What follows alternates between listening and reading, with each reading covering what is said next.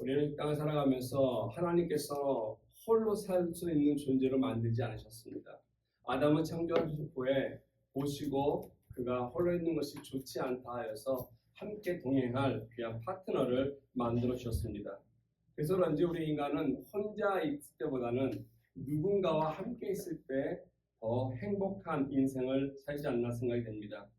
무슨 일을 하든지 무엇을 하든지 어디 가든지 동역자와 함께 할 때 더 많은 것을 누리고 더 많은 것을 보고 더 많은 결과를 우리가 열매를 얻을 수 있는 것이 아닌가 생각됩니다. 이런 측면에서 우리에게 있어서 인생을 살아가면서 내가 누군가를 만나는가, 이 만남이라고 하는 것은 참으로 중요한 것이 아닌가라는 생각이 듭니다.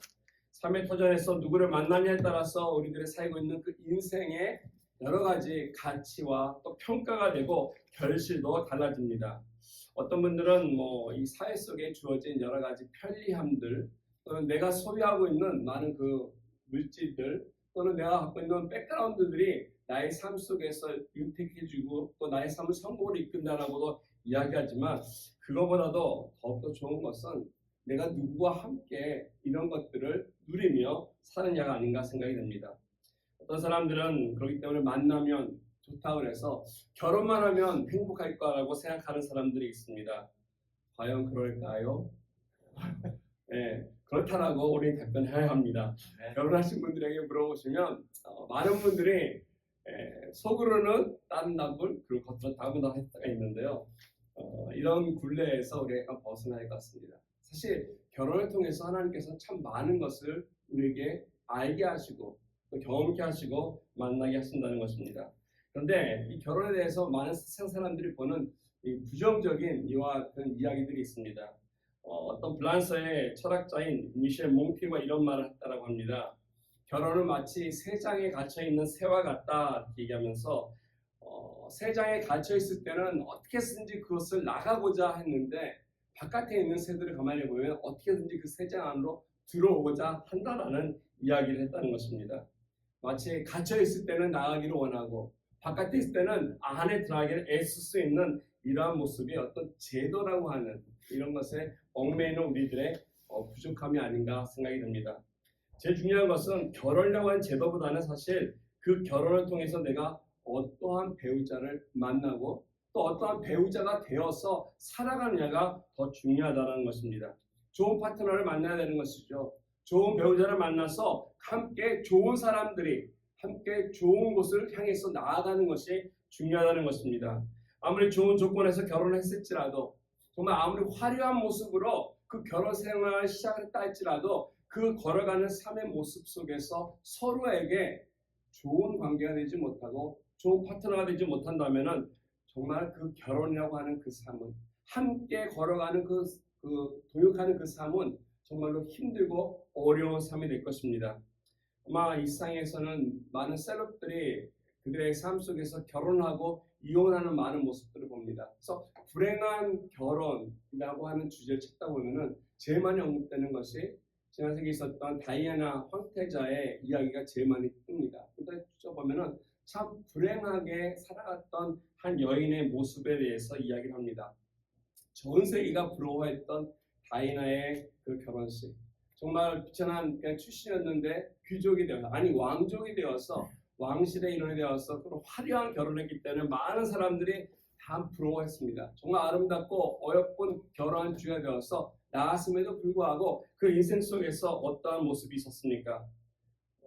이혼하고 나서 그녀의 삶 속에서는 수많은 어려움과 또 비참한 삶이 그녀를 통해서 결국 안타까운 죽음을 맞이하게 되었던 이런 모습을 보면서 우리들의 삶 속에 있는 환경에 또 주어진 제도라고 하는 것이 우리에게 어떠한 기쁨이나 행복이나 성공을 마치 이것을 확신케 준다라고 하는 이런 보장 같은 제도라 할지라도 더 중요한 것은 그것을 그 안에서 그것을 살아가고 있는 사람들인데 그것을 누릴 수 있는 좋은 관계의 사람, 좋은 바른 사람을 만나는 것이 중요하다는 것입니다. 이런 측면에서 여러분들 어떻습니까? 함께 지금 인생을 살아가는 사람들과 어떠한 관계로서 살아가고 있습니까? 어떤 파트너의 모습으로 여러분들은 살아가면서 이 인생 속에서 하나님이 주신 풍성한 것을 누리며 아름답게 인생을 맞이하고 계십니까? 오늘 아침에 이 빌립보서를 시작하면서 이 빌립보에 있는 교인들과 바울과의 관계를 하나님 한번 조명해 보기 원합니다. 그래서 정말로 귀한 인생을 살았던 바울 삶 속에서 빌립보 성도들과 나눴던 그의 삶을 통해서 하나님께서 그들에게 주었던 귀한 인생의 열매들이 있는데, 이런 것들 보면서 우리 삶 속에서 또한 함께 누리기 원합니다. 오늘 나누는 이 빌립보서는 사실 옥중 서신이라고 이야기합니다. 왜 그러냐면 사도 바울이 옥에 있을 때, 감옥에 있었을 때 썼던 편지였기 때문에 그렇습니다. 로마의 감옥에 투옥이 되었을 때 4권의 편지를 썼습니다. 그 중에 하나가 바로 오늘부터 함께 나눌 이 빌립보서라는 것입니다.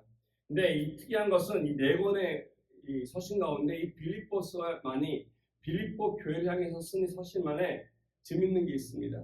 기뻐하라, 기뻐하라라고 하는 이 기쁨이라고 하는 단어를 다른 데는 별로 많이 안 썼는데 이 빌립보 교회를 향해서는 중원에서 항상 기뻐하라, 기뻐하라, 다시 말하는 기뻐하라고 하면서 기쁨에 대한 주제를 이야기하고, 마치 바울이 살고 있는 삶 자체가, 지금 처해 있는 삶이 굉장히 행복하고 만족한 이런 모습으로 이 서신 속에서 드려지기 때문에 어떤 주석가들은 이 빌립보서를 그리스도인의 행복론이라고 이야기를 하기도 합니다. 한편으로 이렇게 보면은 감옥에 있는 자가 뭐가 행복할까? 감옥에 있는 사람이 얼마나 답답하고 비참하고 고립되어 있어서 안타까운 인생을 그것을 살고 있지 않을까라고 생각할 수도 있는데, 이 감옥에 갇혀 있는 이 바울이 사람들 향해서 기뻐하라라고 하는 장면이 계속 끊임없이 나온다는 것입니다. 그래서 우리 빌립보서를 보면서 이 기쁨에 대한 비결, 또 기쁨을 권하는 이 바울의 그 인생의 비결이 어디에 있는가, 무슨 힘으로써 이와 같은 마음 속에서 우리에게 전해지는가를 함께 나누기 원하는 것입니다. 사실 감옥에 갇혀 있지만 그의 마음 속에 있었던 생각, 그 누구도 막지 못하는 바울의 머릿속에 또 마음속에 꽉 들어있는 생각은 바로 다름이 아니라 예수 그리스도라고 하는 사실입니다. 예수 그리스도 안에 있다라고 하는 이 생각 때문에 내가 그리스도 안에 예수 그리스도만 생각하면 내가 감옥에 있든지 또 내가 바깥에 있든지 내가 많은 것을 누리고 있든지 적게 있든지 상관없이 기뻐할 수 있다라고 하는 것입니다. 그리스도 안에만 있다면 내가 궁궐이 되든 또는 내가 감옥이 되든 초막이 되든 상관없다는 것입니다. 내가 있는 그곳이 바로 천국이고 그것이 바로 행복한 곳이라고 하는 사실을 바울은 우리에게 소개하고 있습니다. 이런 면에서 그렇다면 우리 또한 예수를 믿고 있는데 내가 그리스도 안에 나는 있지 않은가? 내가 그리스도 안에 있다면 나 또한 바울처럼 어느 곳에 있든지 무엇이 많든 적든 상관치 않고 똑같은 기쁨을 누리며 살아가야 할 텐데 과연 그러한가라는 것이 오늘날 많은 크리스천들에게 던져질 수 있는 질문이라는 것입니다. 간혹은 기쁨을 누리고, 그렇지만 때로는 기쁨보다는 불평과 또 여러 가지 한숨 소리가 섞인 우리들의 어려움들이 있음을 우리는 삶 속에서 볼 때가 있다는 것입니다.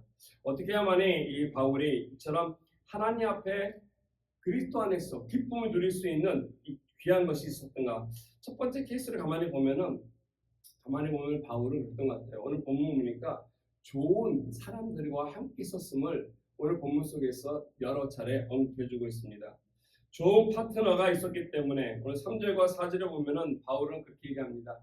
예수님을 생각할 뿐 아니라 그 누군가를 기억할 때, 오늘 보니까 내가 너희를 생각할 때 나의 하나님께 감사하며 간구할 때마다 너희 무리를 위하여 기쁨으로 항상 감사합니다.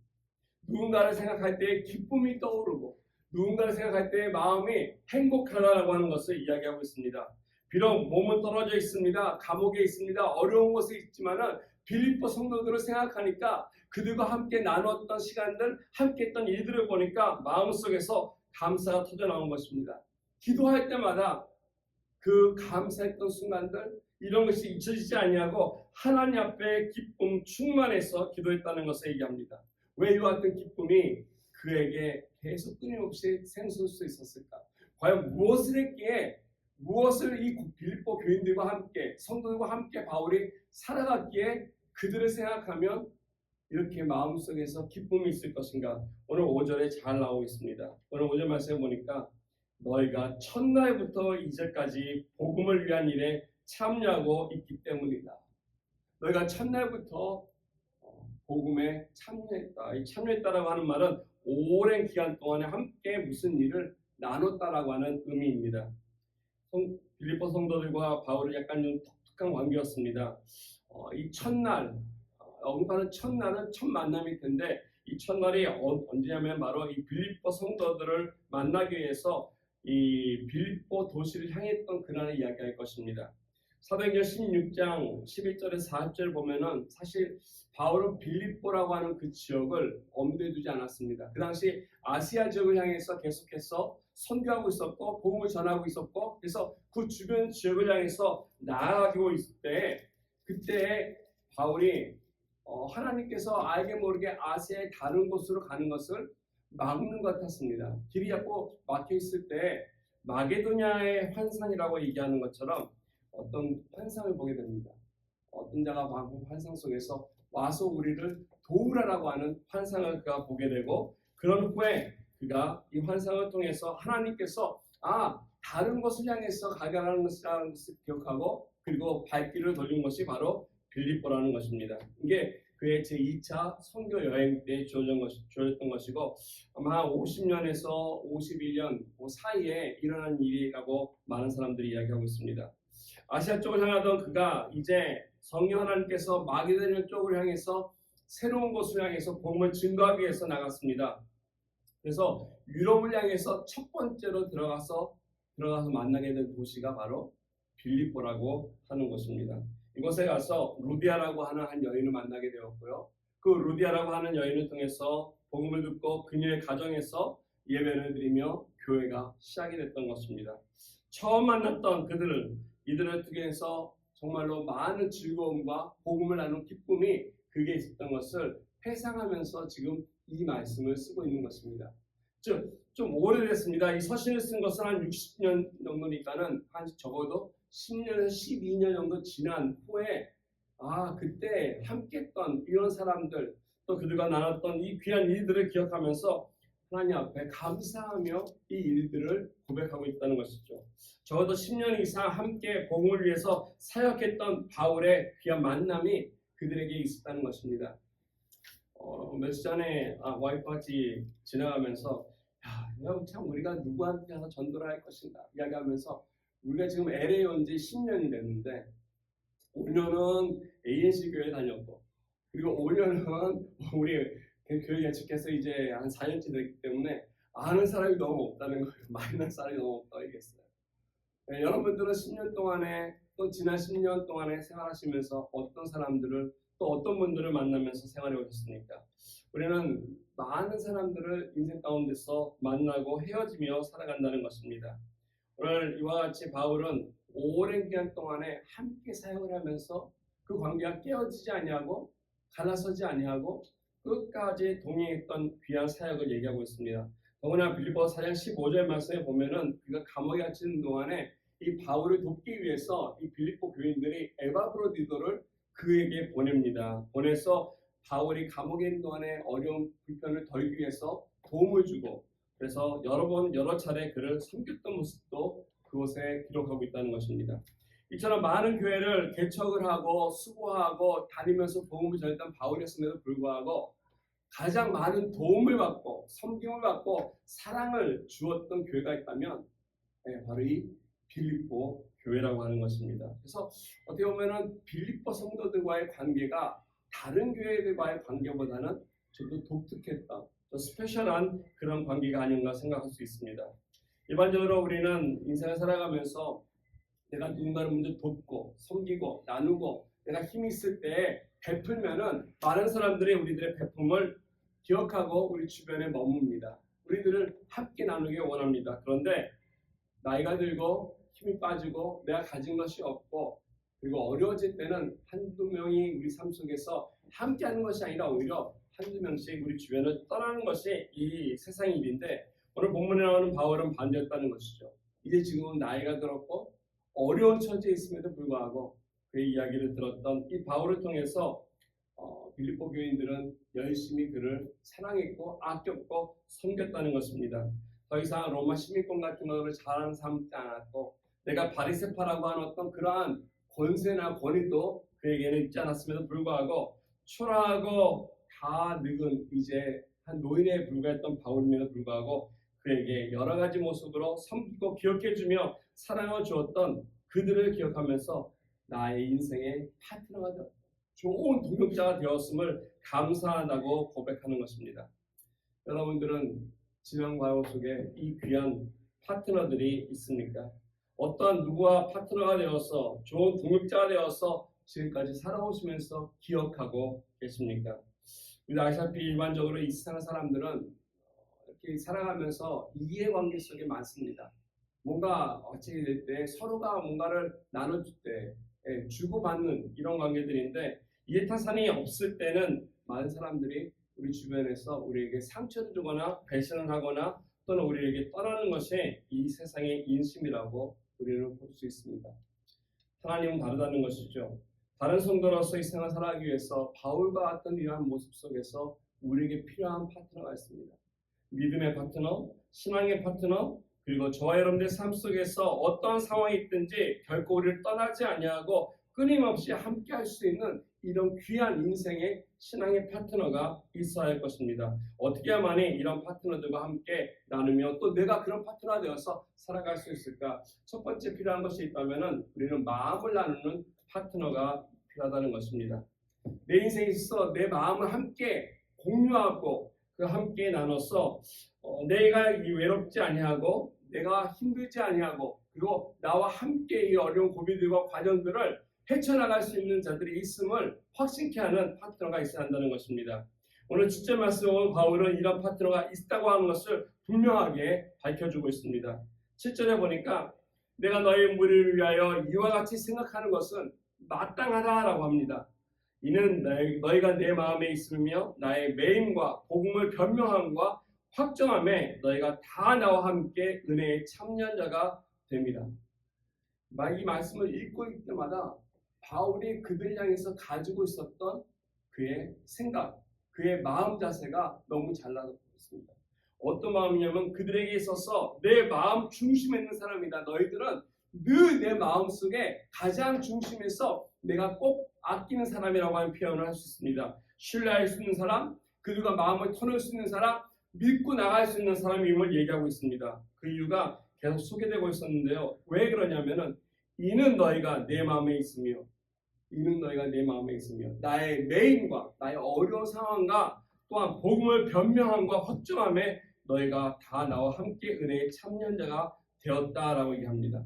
매임이라고 하는 것은 지금 바울이 어려운 상황입니다. 쇠사슬 얘기하는데 감옥에 있는 사람을 돌본다는 것. 그래서 힘들고 어려운 사람이 있는데 이것을 외면치 아니하고 섬기고 그리고 아끼고 기도해 줬다는 것입니다.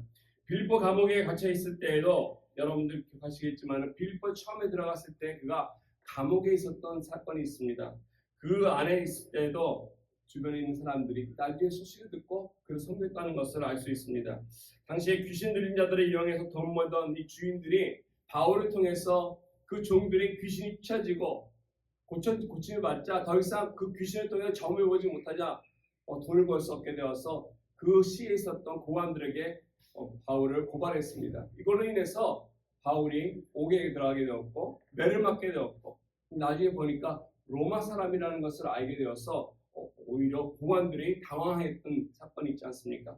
이러함에도 불구하고 그가 밤에 찬양했을 때 문이 열리고 오히려 그가 도망치지 아니함으로 인해 그 고관들이 거기 있던 그 군인들이 오히려 해를 입지 아니하고 어려움 당하지 아니하고 예수를 믿게 되었던 귀한 복음의 기간들이 있음을 우리가 알 수 있습니다.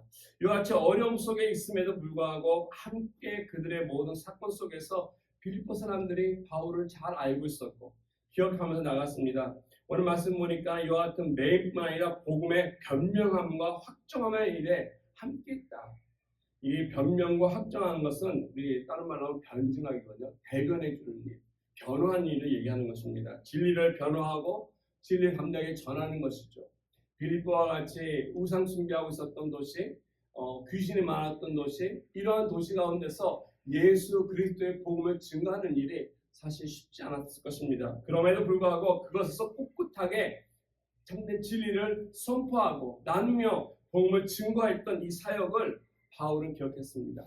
자기 못지않게 그들이 열심을 품고서 예수를 전하는데 열심히 생겼음을 바울은 기쁨으로 오늘 기억하고 있다는 것입니다. 그래서 이런 것을 오늘 본문에 보니까 내 마음에 있다라고 얘기하고 있어요. 근데 우리 한국 성경은 이렇게 내 마음에 있다라고 했는데 영어 성경 보니까 좀 더 아주 애타게 나왔어요. You have a special place in my heart. 내 마음속에 특별한 장소에 너희들이 늘 있다는 것이죠. 내 마음속에 늘 간직하고 있다는 것이죠. 8절 보니까 그들을 향해서 어떠한 마음으로 그 갖고 있는지를 얘기하는데 그리스도의 심장으로 내가 예수님을 사랑할 만큼 너희들도 사랑하고 있다. 너희들이 나와 함께하고 있다. 정말로 큰 동지와 같은 이런 마음을 그들에게 느끼고 있다는 것을 잘 알고 있습니다. 여러분들 주변에 만나는 사람들 어떠한 분들을 만나고 계십니까? 어떠한 분들을 만나서 삶을 나누고 계십니까? 함께 밥 먹고 함께 놀러 가고 함께 게임하고 하는 사람들 우리 많이 사귈 수 있다는 것입니다. 그런데 그런 사람들 가운데 여러분들의 삶 속에서 어려운 인생의 고민과 마음의 어려움과 고통들을 그들과 함께 터놓고 이야기할 수 있는 분들이 계시겠습니까? 함께 놀면서 함께 밥을 먹으면서 진지하게 그들과 함께 나의 어려움과 아픔과 고통의 상처들을 나누며 그들을 통해서 도움을 받을 수 있냐는 것입니다. 주변에 많은 사람들이 있음에도 불구하고 친구처럼 그들이 우리 마음속에 다가오지 않고 허전한 이유가 왜 그렇겠습니까? 그것은 내 마음속에 있는 진실을 들어줄 수 있는 그런 사람이 없기 때문에 그렇습니다. 수많은 사람들을 우리는 만나고 대합니다. 바쁩니다. 그럼에도 불구하고 우리가 마음속에 여전히 허전하고 텅 비어 있는 이것은 아직도 내 마음속에 나를 온전히 내어 맡길 수 있는 그러한 존재를 만나지 못했기 때문에 그렇습니다. 내 인생 가운데 내 마음의 모든 것을 털어놓고 마음을 나눌 수 있는 친구, 나를 이해해주고 참된 위로와 격려와 또는 충고를 해줄 수 있는 마음의 파트너가 있다면 우리들의 삶은 훨씬 더 풍부한 그리고 부유한 삶이 될 것입니다. 주변에 없다면 여러분이 그러한 파트너가 되었으면 좋겠습니다. 우리 주변에 아파하는 사람들 진짜 많습니다. 우리 와이프도 그래요. 누군가를 만나보면 정말 그분한테 턱 하고 한마디 던지면 눈물 흘릴 것 같아요. 왜냐하면 이렇게 이야기 듣다 보면 그 마음속에 참 쌓인 상처들과 아픔들이 많이 있는, 특히 이민생활 속에 있다 보면 그렇고요. 사모들 또한 많이 있습니다. 사모라고 다 믿음이 든든하게 잘하는 것이 아니기 때문에 그들만의 고통과 아픔이 있기 때문에 누구나 다 그렇지 않을까 생각이 됩니다. 그들과 함께 마음을 나눠줄 때 그리고 그들에게 다가갈 때 조금 더 우리들의 마음도 밝아지고 그들을 좀 더 밝게 하며 함께 기쁨을 나눌 수 있는 귀한 인생이 되지 않을까 생각이 됩니다. 오늘 우리들의 삶 속에서 인생 살면서 만나야 할 첫 번째 파트너가 있다면 그것은 바로 이와 같은 마음의 파트너입니다. 두 번째 파트너가 있습니다. 그 파트너는 바로 우리가 기도의 파트너라는 것입니다. 기도할 파트너. 마음 나누는 것도 중요하지만 마음에 위로받는 것도 중요하지만 그것보다 더 중요한 것은 그 마음의 인생의 어려운 문제들을 해결해 나가는 것입니다. 해결하는 것인데 이 해결할 수 있는 이유가 있다면 그것은 기도라는 것이죠. 나를 위해서 기도해 줄 수 있는 파트너. 정말로 이러한 사람이 있다면 복된 사람이라는 것입니다. 오늘 9절 말씀 이하에 보면 사도 바울이 빌립보 성도들을 향해서 이야기할 때 중요한 역할을 하나 소개하고 있는데 그게 바로 기도자의 역할이라는 것입니다. 오늘 빌립보 성도들이 기도를 참 많이 했는데 9절에서 11절 말씀까지 보면은 그가 했던 기도의 내용이 정말 자세하게 잘 소개가 되어 있습니다. 내가 기도하노라 얘기하면서 너희의 사랑을 지식과 모든 총명으로 점점 더 풍성하게 하사. 하나님 앞에 그들을 기도할 때 그냥 막연하게 하나님 그들을 잘 돌봐주세요라고 하는 기도가 아니라 구체적으로 하나님 향해서 사랑이 넘쳐나기를 기도하는 모습이 있습니다. 그냥 감정적인 것이 아니라 그들의 그 사랑 속에는 지혜와 총명함이 함께하기를 간절히 기도했습니다. 또 기도한 것이 두 번째 나오는데 10절에 보니까 이렇게 얘기합니다. 너희로 지극히 선한 것을 분별하며 또 진실하여 허물 없이 그리스도의 날까지 이루고 영적으로 이 인생을 살아가면서 옳고 그른 것을 밝고 잘못된 것을 이 세상에서 혼란스럽게 죄 가운데 빠지는 것이 아니라 악을 멀리하고 죄를 멀리하여서 하나님 앞에 바로 살아갈 수 있는 분별력을 달라라고 그는 기도했다는 것입니다. 세 번째로 진실하여 허물 없이 예수님께서 오시는 그날까지 아름답게 성실하게 또 성결하게 살 수 있기를 위해서 기도하였습니다. 참으로 빌립보 교인들 생각하면서 이들이 하나님 앞에 거룩하게 살기를 바라는 귀한 마음으로 그런 기도를 드리고 있습니다. 네 번째 기도는 11절에 보니까 이렇게 나옵니다. 예수 그리스도로 말미암아 의의 열매가 가득하여 하나님의 영광과 찬송이 되기를 원하노라. 너희들의 삶의 열매가 하나님의 영광이 되기를 원한다라고 하는 이 기도를 보면 볼수록 정말 훌륭한 내용이 아닐 수 없습니다. 우리 이수건 성도님이나 우리 예원이 기도해 주신 우리 제이퍼 성도님도 그렇지만 기도 내용 보면 너무나 제가 목사님 저보다 기도 잘할 때 있는 것 같다가 있어요. 정말 하나 빠지지 않고 하나님의 귀한 기도를 드린다라고 할 때가 있어요. 예, 우리가 기도할 때마다 준비해서 하나님께 드리는 이 기도 내용들이 예수 그리스도 앞에서 그 대상을 놓고 그 교회를 놓고 어느 사건을 놓고 이와 같은 마음을 하기 때문에 이와 같은 사랑이 있기 때문에 드려지는 기도들인데 오늘 바울이 빌립보 교인들을 생각할 때마다 늘 감사의 기도 속에 이와 같은 내용들이 담겨져 있음을 우리는 알 수 있다는 것입니다.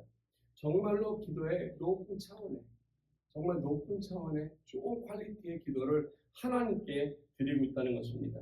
이게 가장 베스트 아닌가 생각이 됩니다. 하나님 보실 때 가장 자랑스러운 그리스도인이 되기를 간절히 바랬던 이 사도 바울의 마음이 여기 담겨져 있습니다. 여기에 우리가 가져야 할 것이 있는데 이것이 바로 능력이라는 것입니다. 무엇이 능력입니까? 기도가 능력이라는 것입니다. 기도의 파트너가 된다는 것은 내가 그들에게 어떤 물질과 힘을 주고 도와주는 것이 아니라 하나님을 향해서 하나님이 그에게 나가서 힘이 되어주기를 기도한다는 것입니다. 우리가 부모로서 또는 우리가 남편으로서 아내로서 상대방을 위해서 기도하지 않습니까? 자녀를 위해서 기도하지 않습니까? 그들이 이 세상에서 막힌 길이 열려지고 어려운 가운데서도 그것을 잘 이겨내고 극복해서 앞으로 진전해서 기도하는 것, 이것이 바로 우리 삶 속에서 하나님이 그들을 통해서 할 수 있도록 해달라고 간구하는 것입니다. 물론 기도를 한다고 해서 그 가정의 문제가 다 없어지는 것은 아닐 것입니다. 그럼에도 불구하고 기도하면서 나가는 그 관계 속에서는 하나님의 능력이 역사한다는 사실을 우리는 반드시 기억할 것입니다. 기도는 하나님의 능력을 체험하는 것이고 우리가 하지 못하는 것, 이것이 바로 하나님께서 할 수 있도록 하는 것이 기도라는 것입니다. 기도는 우리의 힘으로 능력이 되지 않는 일들을 하나님, 나는 능력이 없기 때문에 하지 못하나 하나님 해 주십시오라고 하나님으로 하여금 할 수 있도록 하는 것입니다. 그래서 기도의 파트너가 된다는 것은 너무나 소중한 것입니다. 또 내가 기도의 파트너를 만나는 것 또한 복이라고 하는 사실입니다. 기도를 통해서 하나님의 능력을 나눠주는 그 인생을 살게 될 때 우리들의 삶은 정말로 안전하고 복되고 그리고 하나님 앞에 더욱더 부유한 삶이 될 것입니다. 우리가 사는 인생길 여러분이 생각하시피 쉽지 않다는 것입니다. 생각지 않았던 여러 가지 일들을 경험할 때가 있습니다. 그렇기 때문에 우리가 이와 같이 마음을 나누고 이것을 잘 극복할 수 있도록 어려움을 이겨나갈 수 있도록 하나님 이것을 해 주십시오. 그건 역사해 주셔야 할 수 있도록 기도해 줄 수 있는 또 기도 받을 수 있는 그런 기도의 파트너가 우리에게 필요하다는 것입니다. 이 두 가지 파트너만 있다면은 모든 것이 다 해결되면 참 좋겠는데 우리에게 또 중요한 것이 있습니다. 마음도 나을 뿐 아니라 기도도 하지만은 이 두 파트너는 영원하지 못하다는 것입니다. 우리에게 세 번째 필요한 파트너가 있는데 이것은 바로 끝까지 영원까지 함께 갈 영원한 파트너가 우리에게 필요하다는 것입니다. 이 사람들은 인생에 가다가 어떤 사정 때문에 중간에 멈출 수가 있습니다. 멈추기도 하고 또 기도를 열심히 하다가 끊어버릴 때도 있고 잊어버릴 때도 있습니다. 그렇기 때문에 우리가 진짜 만나야 될 파트너, 함께 내가 인생을 끝까지 갈 파트너는 변치 않는 나의 옆에서 머물면서 나를 도울 수 있는 그런 파트너가 있어야 한다는 것입니다. 그래서 사도 바울은 그 파트너를 오늘 6절에 이렇게 소개하고 있습니다. 너희 안에 착한 일을 시작하신 이가 그리스도 예수의 날까지 이루실 줄을 우리가 확신하노라. 너희 안에 착한 일을 시작하시니 누구 있습니까? 이 착한 일이라는 것은 우리의 구원이라는 것을 얘기하고 있습니다. 우리의 구원은 귀한 것을 시작하신 일을 예수 그리스도를 통해서 시작하신 이 일을 끝까지 하실 거라는 것. 누구겠습니까? 우리 하나님이 시작했다는 것입니다. 저와 여러분들을 사랑하시기 때문에 처음부터